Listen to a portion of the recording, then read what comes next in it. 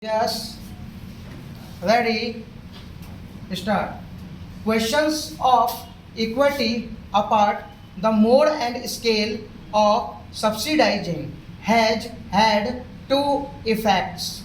One has been to induce a faster rate of growth of enrollments at this level than is otherwise likely to have taken place.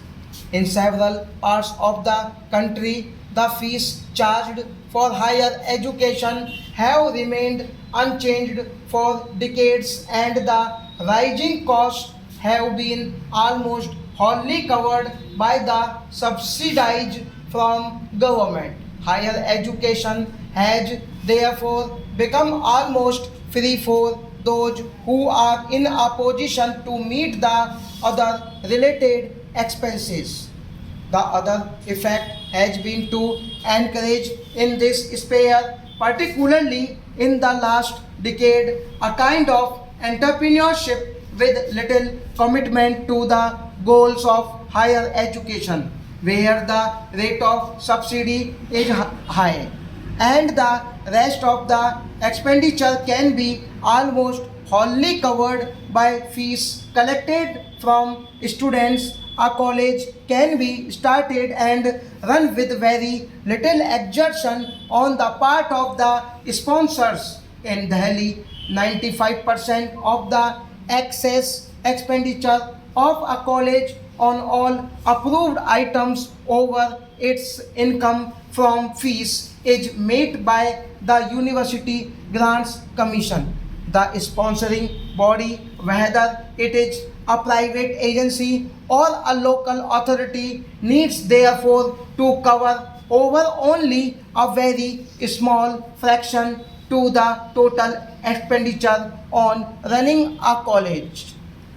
Naturally, there is no dearth of entrepreneurs for starting colleges with an eye on the patronage and influence they can exercise through their control over them.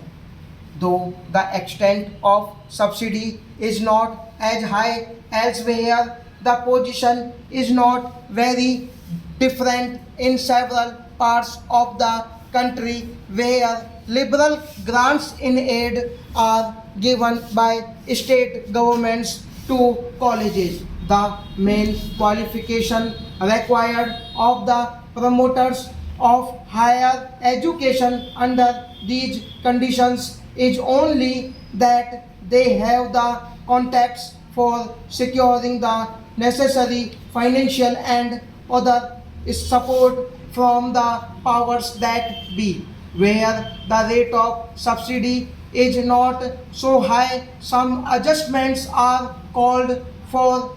These are usually made in the fees charged from students and in the teacher student ratios maintained. Thus, the annual fee for undergraduate education ranges all the way from less than rupees 100 per student the colleges in Rajasthan to well over rupees 300 per student in Bombay. The average number of students assigned to a teacher also varies from as low as 12 in some areas to more than twice that figures in others.